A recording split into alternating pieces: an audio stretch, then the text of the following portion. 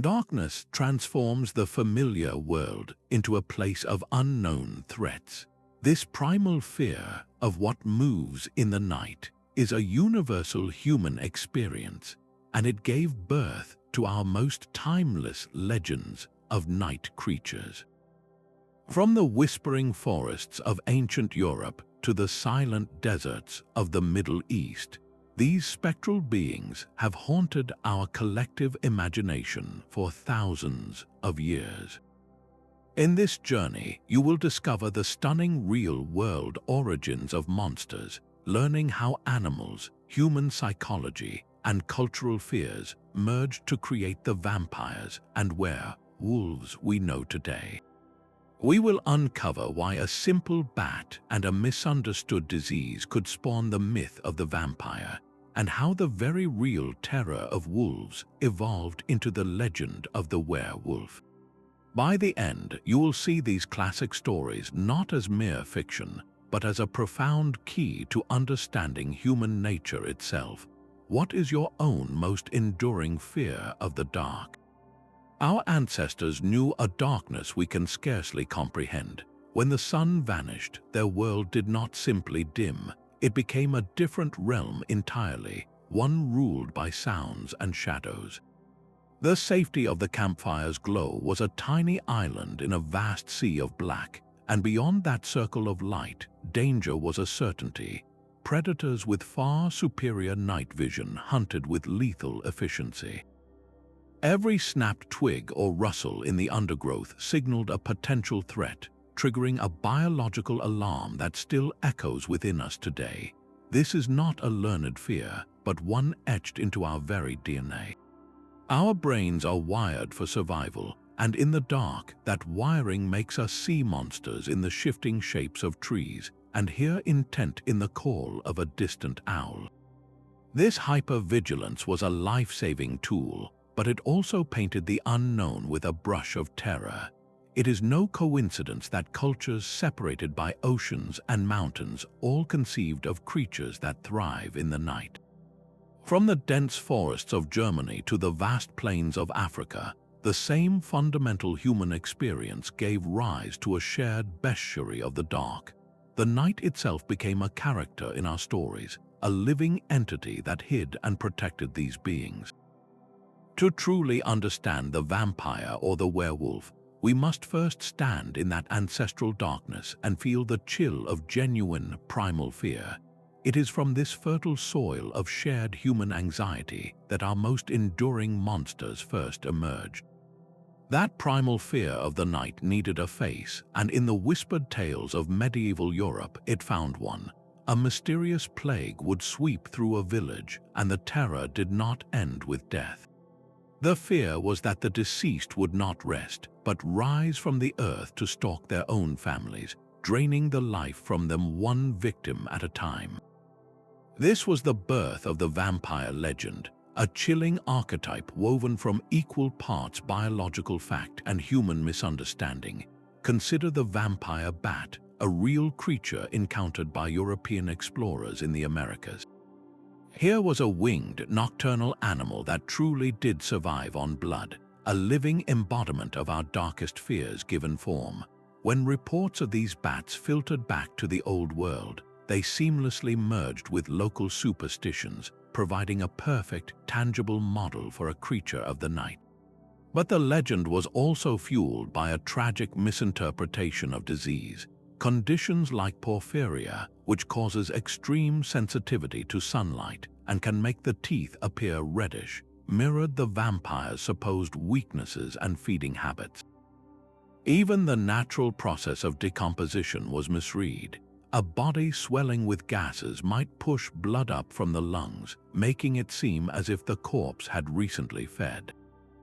Fingernails can appear to lengthen as the skin retracts, and moisture seeping from the mouth could be mistaken for fresh blood. To a grieving, terrified community, these were not natural processes. They were proof of a monster walking among them, a carrier of death that was itself undead. The vampire became a powerful, frightening explanation for the unexplainable, a way to personify the invisible spread of illness and the profound mystery of what happens after we die. From these grim roots in folklore, the vampire has transformed over centuries into the charismatic, complex figures we know today, but its power still flows from that original, terrifying blend of nature and superstition. That chilling howl echoing through a forest under a full moon is an image that has terrified people for centuries. The werewolf or lycanthrope represents a fear far deeper than a simple animal attack. It is the terror of losing our own humanity, of our civilized self crumbling to reveal the primal beast within. This legend is rooted in the very real and ever-present danger wolves posed to early communities. In the harsh winters of medieval Europe, when food was scarce, wolf packs grew desperate and bold. Historical records from France and Germany detail gruesome attacks on villages, where these intelligent, coordinated predators were seen not just as animals, but as a malevolent force of nature. The fear was personal and constant, but the werewolf is so much more than a man in a wolf's skin. It is a powerful symbol of the internal struggle between the order we have built and the savagery we have tried to suppress. This concept was sometimes tragically mirrored in reality through conditions like clinical lycanthropy, a rare psychiatric syndrome where a person genuinely believes they can transform into an animal, experiencing distorted senses and a powerful identification with a beast. Adding another layer to the myth, the use of hallucinogenic plants like henbane or belladonna in ancient shamanic rituals could have induced vivid visions and physical sensations of transformation, convincing someone they were truly changing shape. The werewolf served as the ultimate cautionary tale, a monstrous reminder that the wildness of nature was not just outside the village gates, but lurking inside every human heart, waiting for the right moment to break free. This exploration of our inner beast, given form in the wolf, makes us wonder what other predators haunted the night. That same human impulse to give fear a form also created beings of immense power and majesty. Soaring through the skies or coiled in deep caves, the dragon is a myth so potent it appears in nearly every culture across the globe. While not always creatures of the night, they are consistently linked to dark, remote places where the ordinary world gives way to the unknown.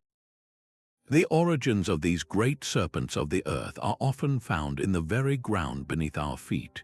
Picture a medieval farmer plowing his field, his blade suddenly striking against something massive and unearthly, the gigantic, fossilized skull of a woolly rhinoceros or a dinosaur. Without the science of paleontology to provide context, what else could such a terrifying discovery be but the bones of a dragon? These real, tangible remains of prehistoric giants provided the skeletal framework for the legend, proof that monsters had once walked the land. But the myth was also fueled by encounters with formidable living reptiles. The Komodo dragon, a massive predator capable of taking down large prey, or the immense python, a powerful constrictor that could seem to embody the very essence of a land serpent, sparked a primal awe. Their sheer size and lethal power were easily magnified in the human imagination into the fire-breathing beasts of lore. Across cultures, the dragon took on distinct roles, from the malevolent, winged wyvern of European tales to the wise, river-guarding lung of Chinese tradition. Yet in all its forms, the dragon consistently represents the untamable, raw power of nature itself. It is a force of earthquakes and storms, of floods and volcanic fire, a power that humanity must either strive to conquer or learn to respectfully appease. Their legendary habit of hoarding gold is a powerful metaphor for our own deep-seated desire to control the earth's hidden riches, to claim its most valuable treasures from the clutches of the primal world.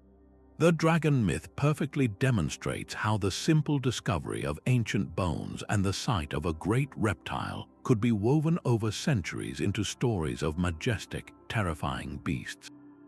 But the earth was not the only source of mystery. High above, the night sky itself danced with unexplained lights, inspiring a completely different kind of spectral legend. High above, the dancing lights of the sky found their eerie twin here on the ground, flickering over murky waters and forgotten graves. In the deep quiet of a foggy marsh, a solitary light would appear, bobbing and weaving just beyond the tree line. It seemed almost alive, a silent, mischievous guide that would lure travelers from the safe path into the treacherous bog. These were the-Wisps, known in some tales as jack-o'-lanterns, and they were far more than just strange lights. They were personified by our ancestors as lost souls, the spirits of unbaptized children, or cunning fairies with a cruel sense of humor.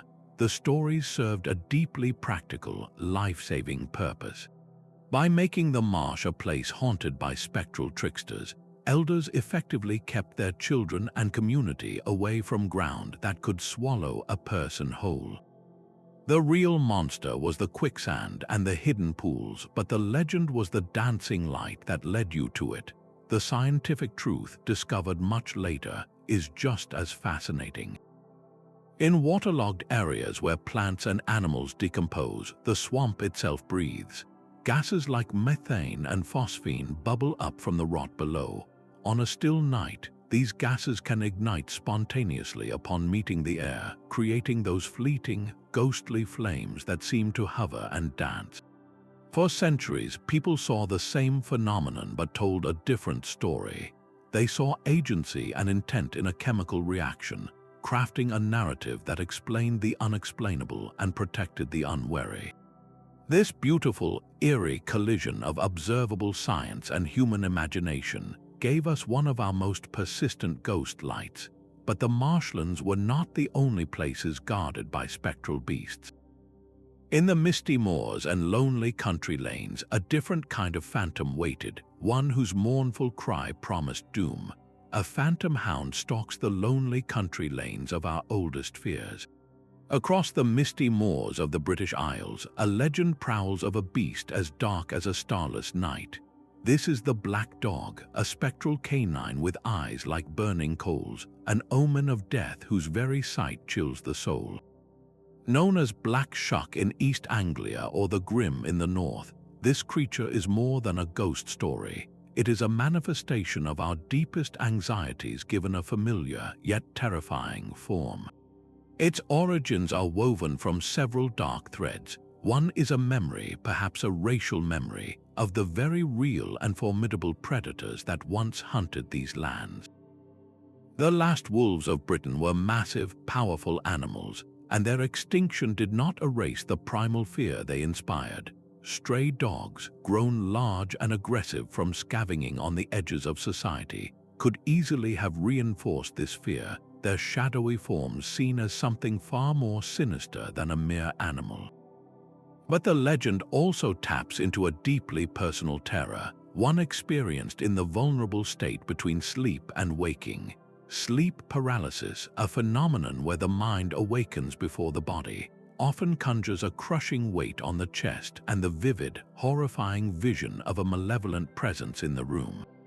In a culture already steeped in tales of dark omens, what form would this intruder most likely take?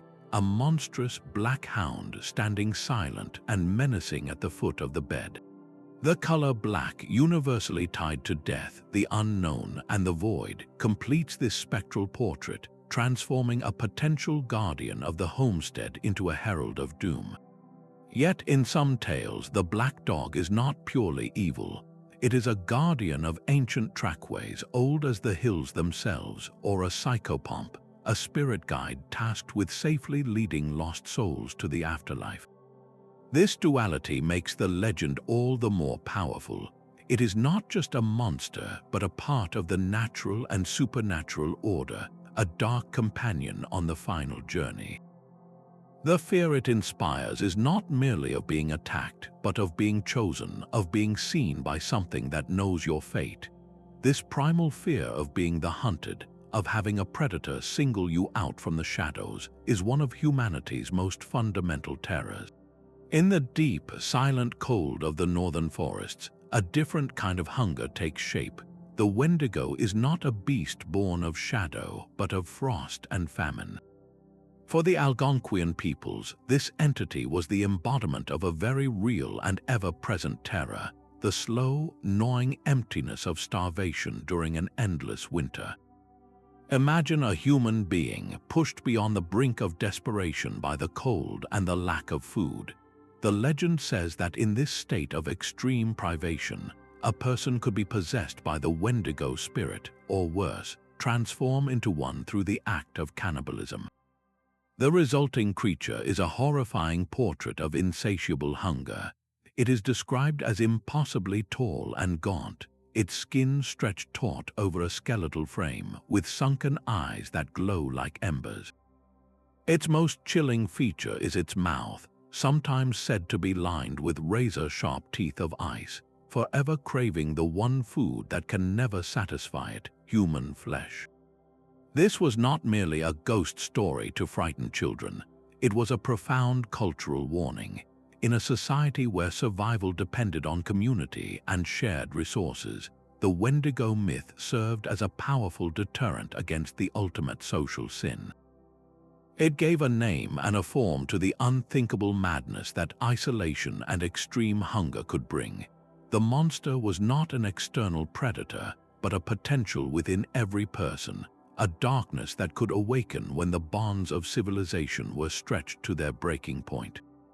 This concept finds a haunting parallel in modern medicine. There is a condition known as Wendigo psychosis, where individuals experiencing severe malnutrition or profound psychological stress develop a delusional belief that they are transforming into the creature and that they crave human flesh. This rare syndrome shows how deeply the legend is tied to the human psyche under duress. The Wendigo is therefore a uniquely human monster. Its terror does not come from claws or fangs, but from the horrifying revelation of what we might become when stripped of everything. It is a cautionary tale carved from ice, a reminder that the most frightening abyss is not the one we look into, but the one that looks out from within us. From the frozen, introspective horror of the Wendigo, we travel to a landscape of pure, desolate heat, where another ancient being reflects a very different kind of human fear.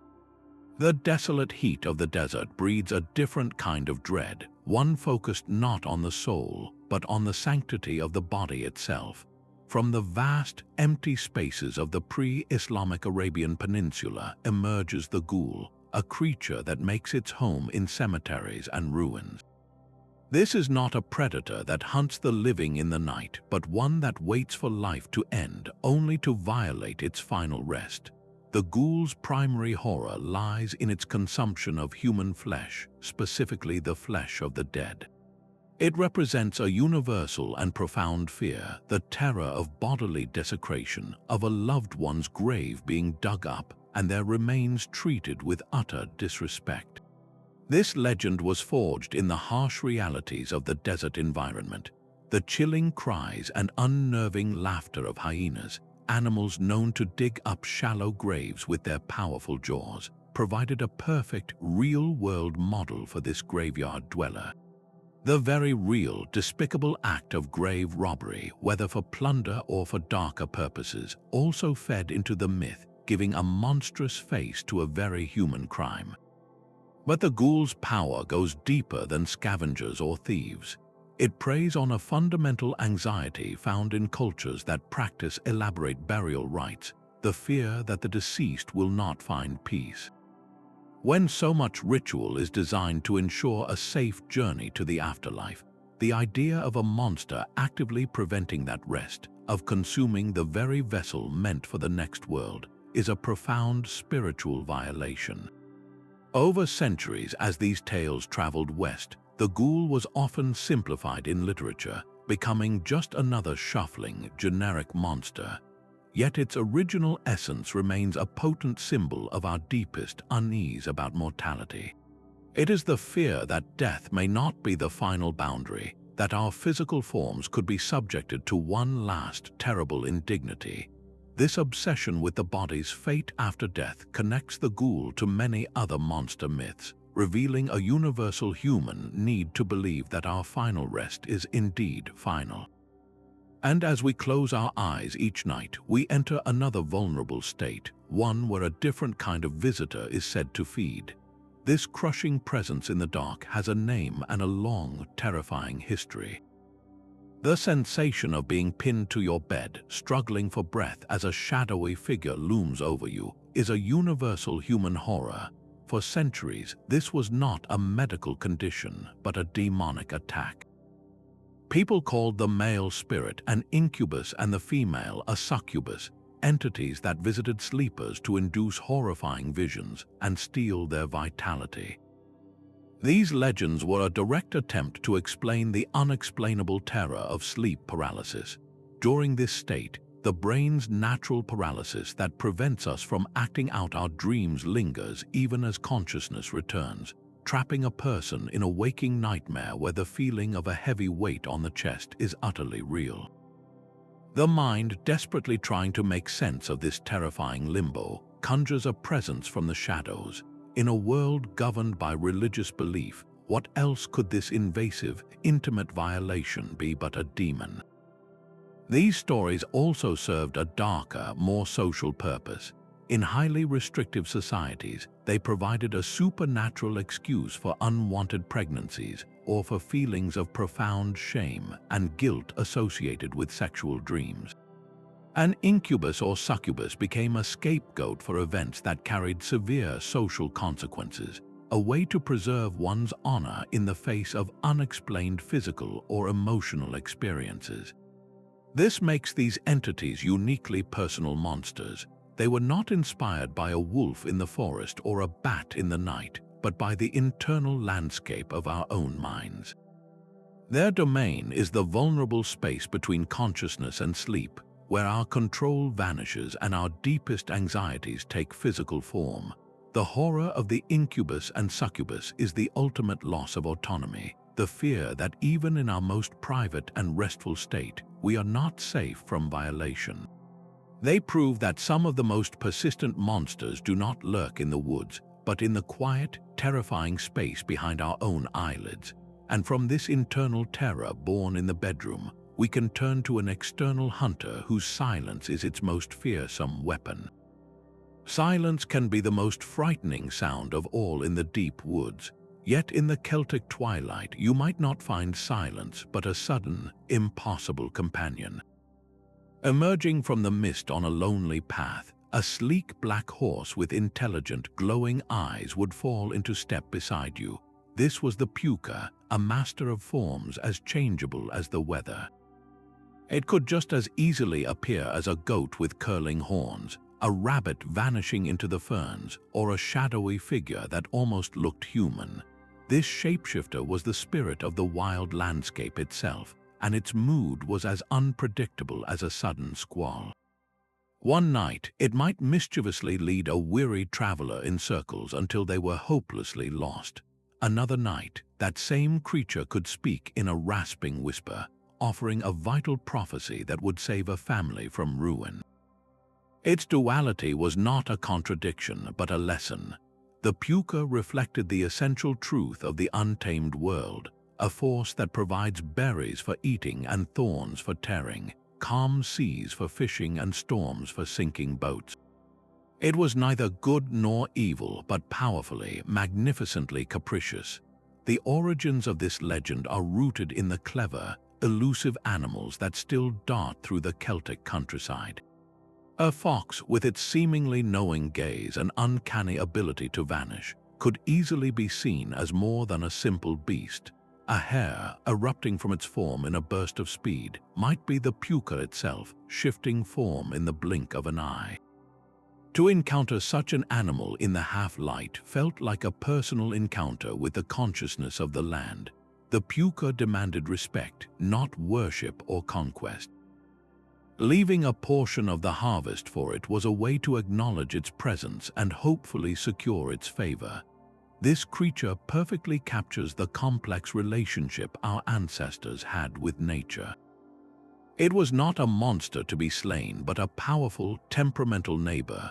The true fear it inspired was not of death, but of disrespect, of failing to understand the delicate balance between humanity and the wild. In the Púca's shifting form, we see our own struggle to categorize the world, a reminder that not everything in the shadows wishes us harm, but neither does it exist for our convenience.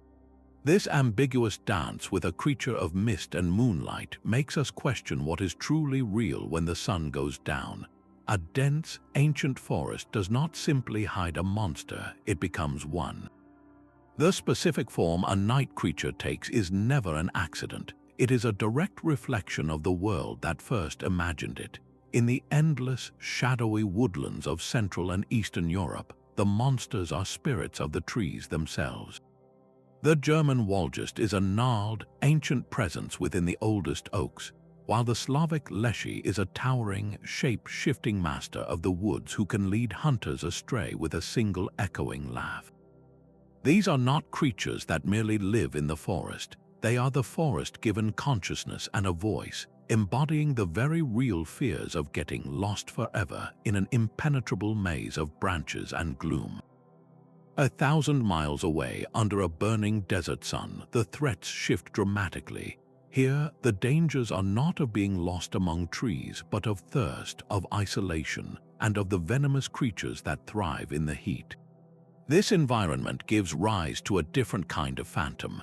In Japan, the Jorogumo is a beautiful woman who transforms into a giant, predatory spider, luring men to their doom in her web, a perfect metaphor for the hidden, venomous dangers of the wilderness.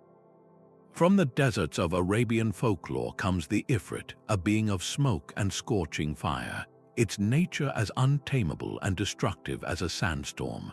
The most common and mysterious local animals inevitably provide the raw material for these legends.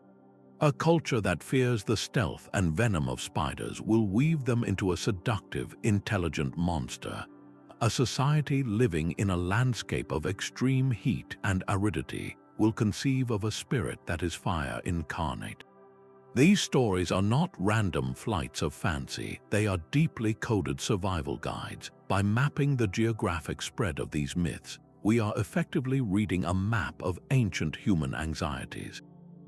The monster is a mirror, not just of our inner fears, but of the very soil, climate, and wildlife that surrounded its creators. This reveals these legends as profoundly adaptive narratives, carefully crafted to explain and personify the unique perils of a specific world. These chilling tales were far more than fireside entertainment. They were the invisible guardians of the social order. Legends of night creatures provided a powerful, supernatural enforcement mechanism for the rules that held a community together. The fear they inspired was meticulously channeled to reinforce cultural norms and punish behavior that threatened the group's stability. A person who died without the proper religious rites, for instance, was often said to be the most likely to rise as a vampire. This was not a random detail, it was a direct, terrifying incentive for unwavering religious adherence, making the consequences of straying from the faith a matter of eternal, monstrous life. Similarly, the werewolf was not merely a man who changed shape, he was a man who had lost control. The transformation was frequently triggered by unrestrained rage, unchecked violence, or giving in to base, animalistic lust.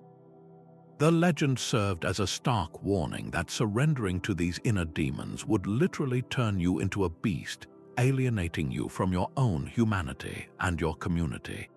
Perhaps the most universal example of this social function is the bogeyman. This amorphous, ever-present figure has a single, simple purpose: to frighten children into obedience. Its name and form shift from culture to culture, but its core message is always the same. Stay inside after dark, do not talk to strangers, and obey your parents, or the bogeyman will get you. This was a primal tool for social control, using the fear of a monster to enforce the rules that kept the young and vulnerable safe. In a world without the constant supervision of modern parenting or the structured justice of formal policing, these stories were a highly effective way to maintain order. The fear of a supernatural punishment, of a vampire at the window or a werewolf in the woods, was often a more compelling deterrent than any human law.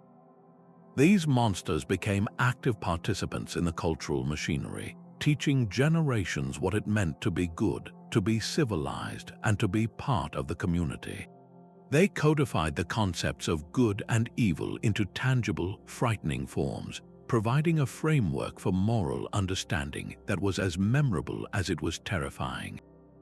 This role as a societal safeguard was deeply intertwined with their function of explaining the unexplainable, turning the mysterious spread of disease into a narrative of moral consequence, where illness could be seen as the result of a supernatural transgression. A plague is a monster you cannot see, and for most of human history, its invisible nature was the source of its ultimate terror. When a mysterious sickness swept through a town, striking down the young and the old without pattern or reason, the human mind recoiled from the sheer randomness of it all. There had to be a cause, a malicious agent one could point to and fight. In the absence of germs, malevolent spirits and cursed creatures filled that terrifying void. In Slavic villages, the fear took the form of the Mora, a female demon of the night who was believed to sit upon the chests of sleepers, draining their vitality and breathing sickness into their lungs. Her visits explained the sudden, unexplained fevers and wasting diseases that baffled the community. During the cataclysm of the Black Death, which wiped out nearly half of Europe's population, this desperate need for a scapegoat reached a horrifying peak. Entire communities, gripped by panic and grief, turned on their Jewish neighbors, on supposed witches, on anyone who was perceived as an outsider. These people were transformed in the public imagination into monstrous figures, accused of poisoning wells or practicing dark magic to spread the pestilence. The logic was tragically simple. If the disease felt like a deliberate, evil force, then someone must be deliberately causing it. The vampire legend is perhaps the most direct parallel to this fear of contagion. The idea that the recently deceased could rise and infect their own family members with a deathly pallor and wasting illness is a near-perfect metaphor for an airborne disease or a bacterial infection. The monster became a walking, stalking personification of the plague itself. These narratives, however tragic their real-world consequences, served a profound psychological purpose. By creating a monster, people could transform an incomprehensible tragedy into a story with a villain, a plot, and a potential defense. You could ward off a demon with charms, you could stake a vampire, you could drive out the supposed poisoners. This gave a terrified populace a sense of agency, a way to fight back against an enemy that was, in truth, utterly indifferent. The monster was a coping mechanism, a story that helped a community process the unimaginable horror of mass death by giving it a face. This deep-seated link between illness and the monstrous reveals a crucial truth about our legends. They are not static, but constantly adapt to embody the greatest fears of any era, a process of myth-making that has never truly stopped. Our need for monsters runs far deeper than campfire tales. It is woven into the very fabric of the human mind. From a psychological standpoint, these creatures serve as vital containers for the parts of ourselves we are afraid to acknowledge. The pioneering psychologist Carl Jung called this the shadow, a hidden reservoir within our own psyche that holds all the traits we repress, our raw aggression, our taboo desires, our primal selfishness. These are not easy things to face head-on, so instead we project them outward, giving them fangs and claws and a terrifying form. In the story of the werewolf, we do not just see a man turning into a beast, we see our own struggle with the inner animal we work so hard to keep on a leash. When we watch a hero finally stake the vampire, we are not just witnessing the defeat of a monster, we are participating in a symbolic victory over the dark, seductive parts of our own nature that we fear would consume us. This narrative confrontation is profoundly cathartic. It allows us to safely engage with our own darkness and, in the end, reaffirm our humanity by defining exactly what we are not.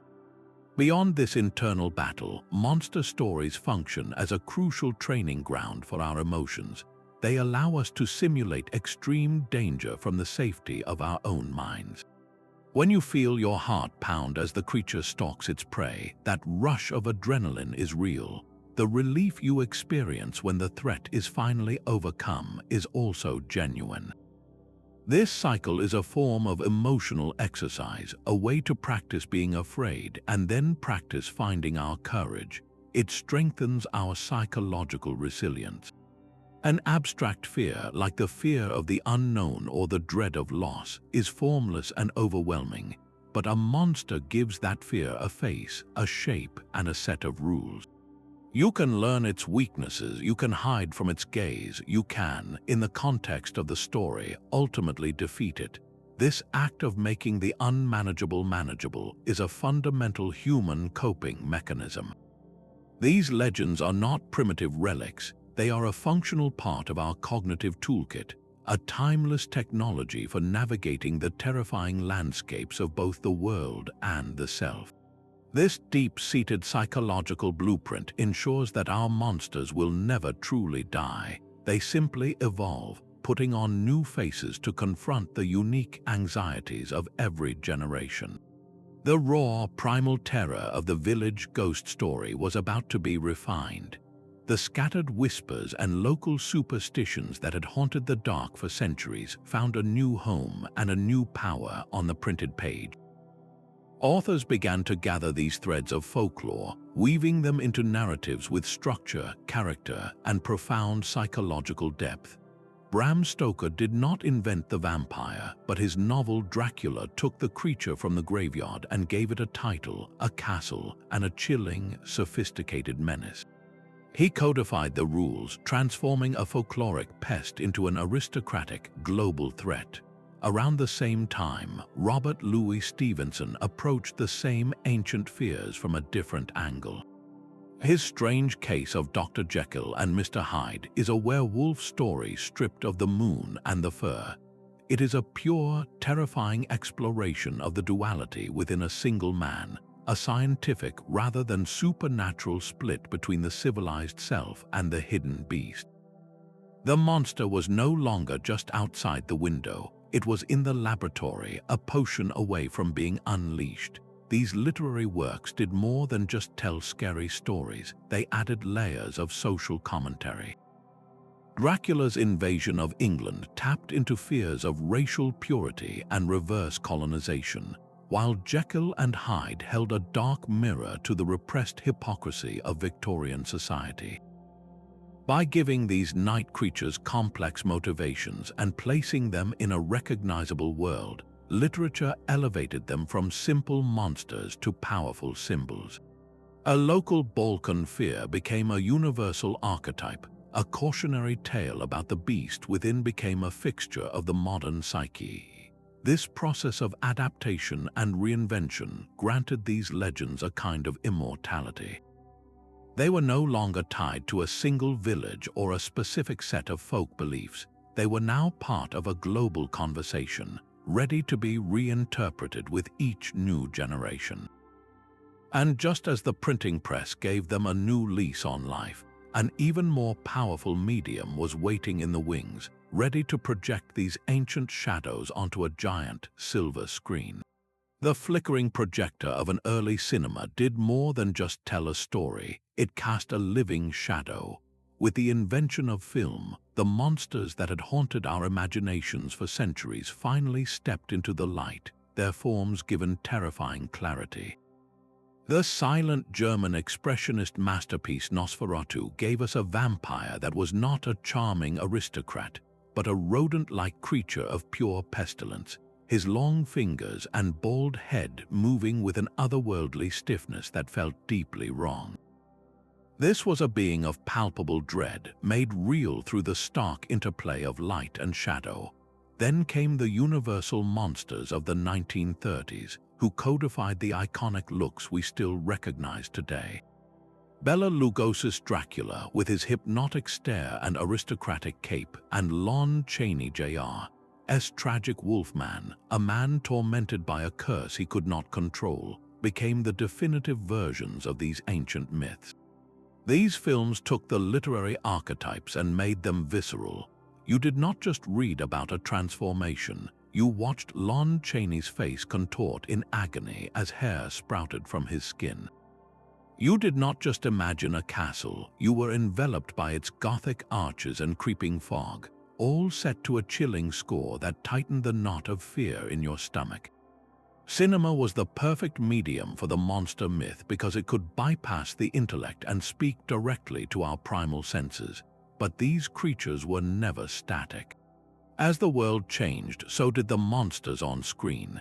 The atomic anxieties of the 1950s spawned a new breed of creature, gigantic beasts like Godzilla, born from radiation and representing humanity's terrifying new power to destroy itself.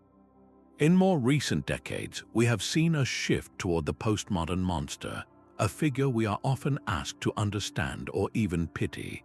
The vampires in Interview with the Vampire or the werewolves in the Twilight Saga are complex, emotional beings, reflecting our modern fascination with internal conflict and moral ambiguity. We no longer just fear them, we are invited to see the world through their eyes. This constant reinvention is proof of the myth's enduring power. Cinema did not simply preserve these legends, it amplified them on an unimaginable scale, turning local folktales into global superstars and ensuring their survival in the modern psyche. The silver screen became the primary engine for the evolution of terror, a visual legacy that now seamlessly extends into the glowing screens of the digital realm. Our monsters have not vanished, they have simply learned to wear a suit. The classic creatures of the night have seamlessly migrated from the haunted castle to the corporate boardroom, transforming into powerful metaphors for the anxieties of the modern age. Consider the zombie shambling through countless films and television shows. This creature is no longer just a reanimated corpse. It has become a chilling commentary on mindless conformity and runaway consumerism. A horde of zombies moving in a single-minded, insatiable mass is a stark reflection of our own fears about losing individuality in a culture of mass consumption, where we are all just hungry cogs in a relentless machine. Even the vampire has been reinvented. Its eternal life and predatory charm now often symbolize the seductive danger of the ultra-wealthy elite, beings who live by different rules and sustain their lavish existence by draining the vitality from others. The allure and the peril of forbidden desire, of a glamorous but soulless existence, are perfectly captured in this updated archetype. Meanwhile, our most cutting-edge fears of technology find their voice in the oldest of cautionary tales. The stories of Frankenstein's monster and the Jewish golem, both tales of a creation turning against its maker, are now playing out in narratives about artificial intelligence and genetic engineering. The fear remains exactly the same, that our own ingenuity could produce something we can no longer control, an intelligence or a life form that sees us as obsolete. This proves the core function of the monster is timeless. It gives a tangible, frightening form to our most abstract and complex societal problems. By wrapping a modern crisis in the familiar skin of a monster, storytellers can make a critique that is instantly understood on a gut level. The archetype is a shortcut to our deepest emotions. These shadows are still with us because we still need them. They are a versatile, enduring tool for holding a dark mirror to our world, forcing us to confront the true nature of our collective fears. What new creature is already taking shape from the shadows of our digital lives, from the fear of data breaches, artificial intimacy, and environmental collapse? The myth-making machinery of the human mind is never idle. That deep-seated hope for a world still filled with magic has a name, and it is cryptozoology. This is the formal pursuit of hidden animals, the search for creatures like Bigfoot or the Loch Ness Monster, whose existence remains just beyond the reach of scientific proof. While mainstream science often views this field with deep skepticism, its very existence speaks volumes about our need for the legendary to be real. These modern monsters, known as cryptids, are frequently the direct descendants of older folkloric beings, simply updated for an age of technology. The shadowy, giant hominid of North American forests echoes ancient tales of wild men that appear in cultures across the globe. The long-necked serpent of Loch Ness recalls the water horses and kelpies of Scottish folklore, guardians of deep lakes. The only thing that has changed is the evidence, with grainy photographs and shaky eyewitness videos now standing in for the whispered testimonies of old. The drive to find these beings is a powerful continuation of that ancient human instinct to push into the unknown, to believe that the world still holds vast, unexplored mysteries. It is a declaration that even with our satellites and our science, the map is not entirely filled in. There is a profound and persistent longing for the shadows to conceal something more than just the ordinary. This search is fueled by a compelling blend of genuine curiosity and a deep, almost romantic hope. It keeps the spirit of the old legends alive, not as superstition, but as a potential reality waiting for its moment of discovery. The line between a myth and a merely undiscovered animal has never been perfectly clear, and that tantalizing blur is exactly what keeps us looking.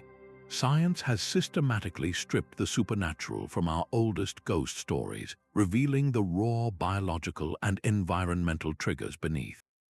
The terrifying Incubus, for instance, finds its true form in the well-documented phenomenon of sleep paralysis, a temporary glitch in the brain's wake-up sequence that pins the body in place. But the most startling revelations come from the world of disease. Rabies, a viral illness transmitted through animal bites, presents a chilling clinical picture. Victims can develop an intense fear of water, known as hydrophobia, alongside periods of extreme agitation, aggression, and even biting. Is it any wonder that a person suffering from this terrifying illness, their behavior so drastically altered, might have been described as possessed by a wolf spirit or as a blood-drinking revenant? The symptoms fit the legend with an almost perfect, horrifying symmetry.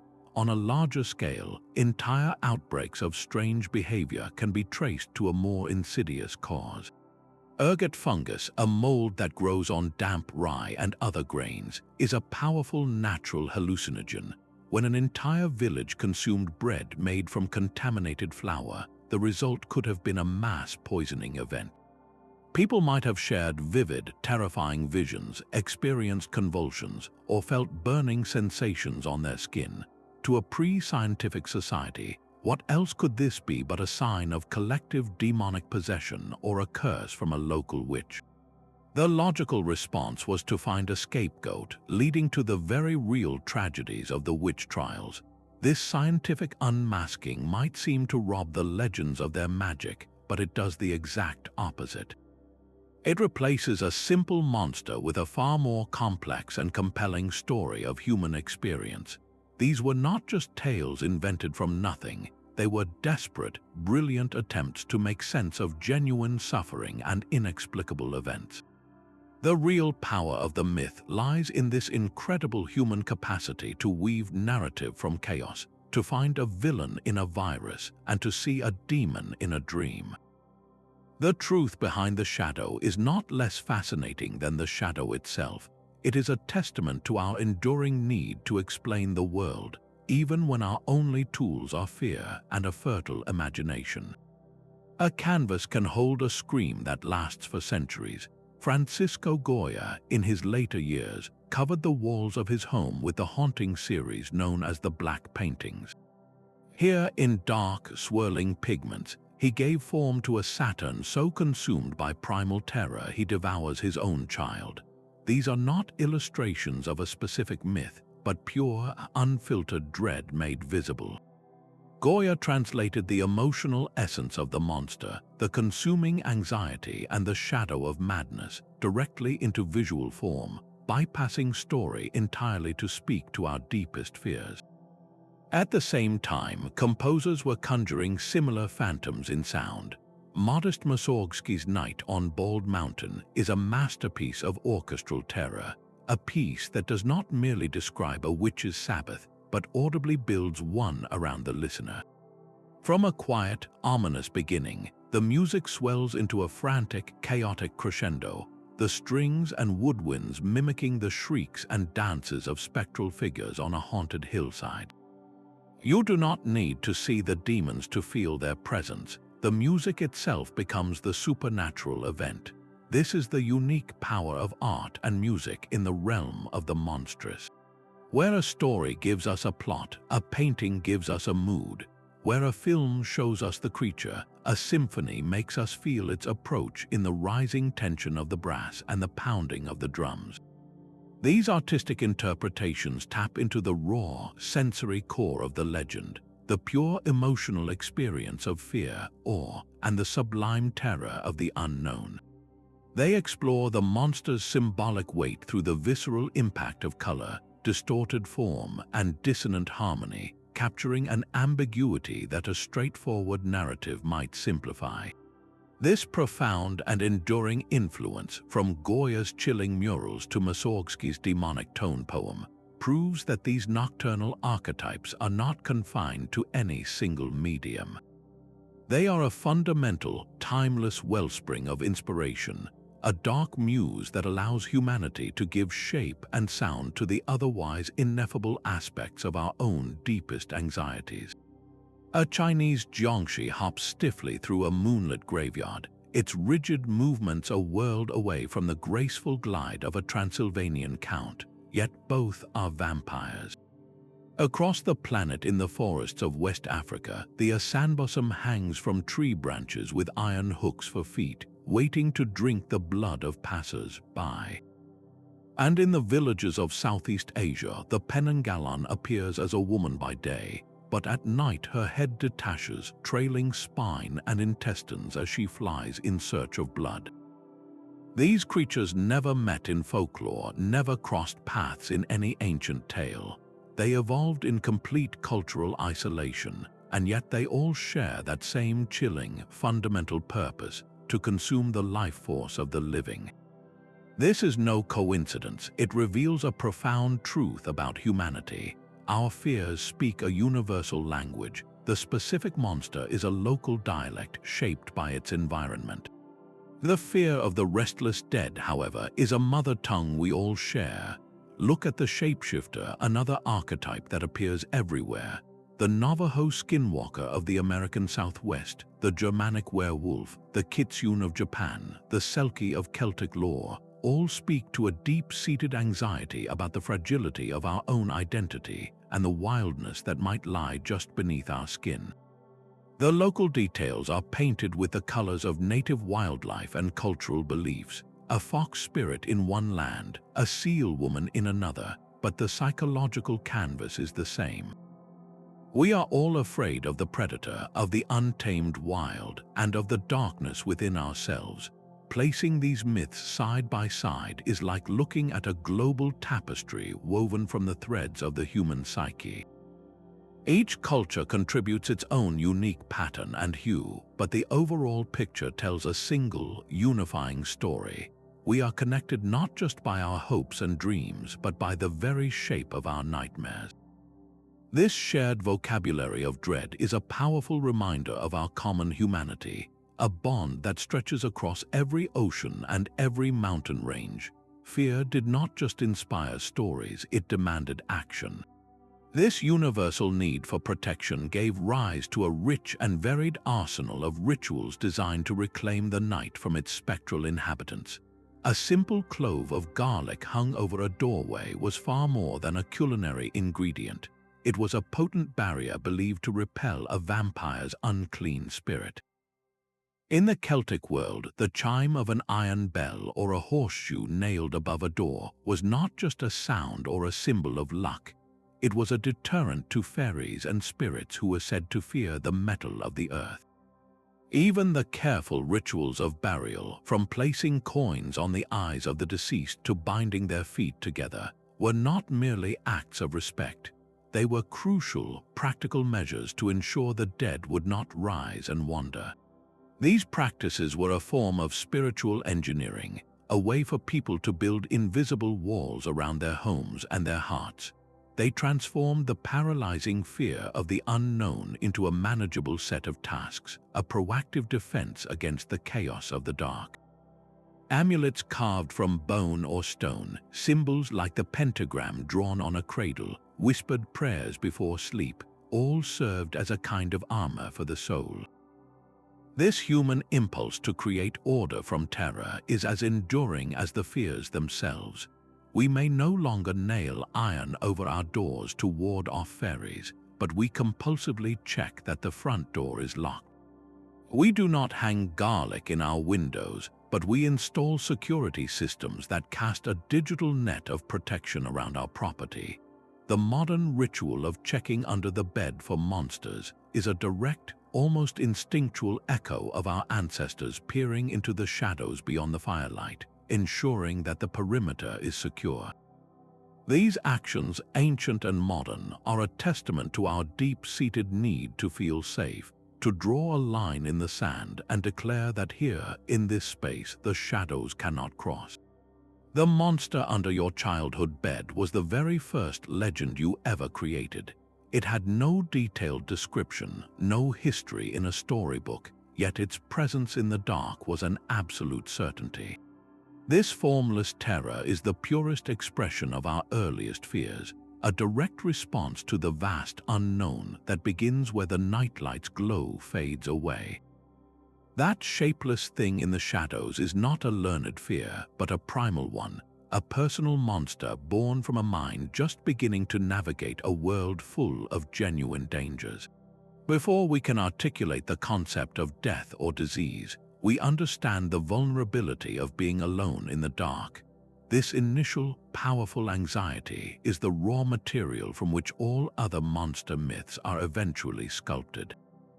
The stories we are told as children are the first tools we use to give these fears a recognizable shape. The big bad wolf does not just huff and puff, he embodies the very real warning not to trust strangers or wander off alone. The witch living in a house of candy is a chilling lesson about deceptive appearances and hidden dangers. These fairy tale monsters are not random, they are carefully crafted instruments of socialization.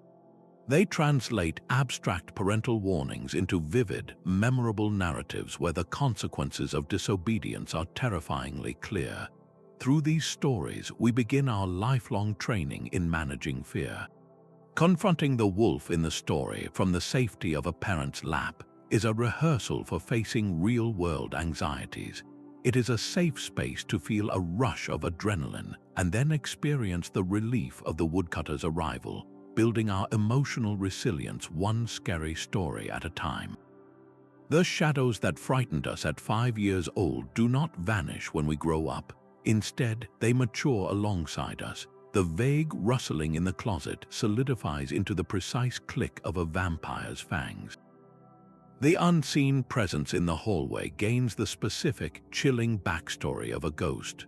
Our monsters become more complex because we do, reflecting our more nuanced understanding of death, desire, and morality. That lifelong relationship with fear, which begins with a frantic check under the bed, never truly ends. It simply evolves, proving that the need to give a name and a form to the things that go bump in the night is one of the most fundamental and enduring parts of being human. Our ancient forests and haunted castles are giving way to server farms and data streams. The primal dread of being hunted has been replaced by the chilling anxiety of being watched, of our most personal information being harvested and sold without our consent. This is the raw material for the next generation of monsters. The creature of the near future might not have claws, but it has an algorithm. Its hunting ground is not the dark woods, but the deep web. It learns your habits, predicts your weaknesses, and exploits your desires, a silent predator woven from lines of code that knows you better than you know yourself. We are already sketching its silhouette in our stories, the rogue artificial intelligence that sees humanity as a virus to be eradicated is a direct translation of our fear of our own creations becoming our masters. The genetically engineered pathogen, released from a lab either by accident or malice, is the modern vampire, a microscopic entity that turns our own bodies against us and transforms society into a wasteland of the infected. And then there is the eco-horror, a new archetype born from our collective guilt. This monster is the planet itself fighting back against its parasite. It takes the form of hyper-intelligent animals mutated by radiation, sentient storms that target human infrastructure, or a global consciousness that decides humanity is a fever it must sweat out. The process of myth-making is alive and well. We are simply using a new set of tools. Our campfires are now the glow of smartphone screens, and our cautionary tales are streamed across the globe in an instant. The fundamental human need to give a name and a face to our collective anxieties remains unchanged. The shadows on the wall are now digital, but the instinct to see a monster in them is as old as fear itself. Our journey through the shadows reveals that the timeless legends of night creatures are far more than simple superstition. They stand as profound human inventions, intricate tapestries woven from the tangible threads of biology, the deep needs of our own minds, and the shared anxieties of our cultures. We have traced the line from the real vampire bat, a flying mammal that drinks blood, directly to the aristocratic figure of Dracula. We have seen how the terrifying, immobile experience of sleep paralysis was interpreted for centuries as a demonic visit from an incubus.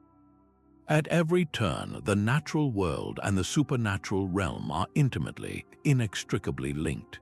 These stories served essential functions. They were our first attempts at science, offering explanations for the unexplainable spread of disease or the mysterious process of decomposition. They acted as powerful moral compasses, using the threat of becoming a werewolf to warn against unchecked rage, or the fear of a vampire to enforce community rituals. Most of all, they provided a safe stage upon which we could confront the darkness within our own selves, giving a face to the beast we fear lurks in every human heart. Their evolution is a testament to their power, seamlessly transitioning from whispered campfire tales to the epic narratives of blockbuster films, constantly adapting to embody the unique fears of every new generation. Unmasking these shadows does not diminish their magic. Instead, it leads us to a far greater appreciation for the incredible creativity and resilience of the human spirit. We built stories to survive the night, to explain the world, and to understand ourselves. So the next time you hear an unexplained noise in the dark or feel a primal chill, remember the rich, ancient history of stories we have built to give that nameless fear a shape and a name. Thank you for joining this exploration into the creatures of the night. If you enjoyed unmasking these legends, please subscribe for more journeys into history's greatest mysteries and share your own favorite night creature in the comments below.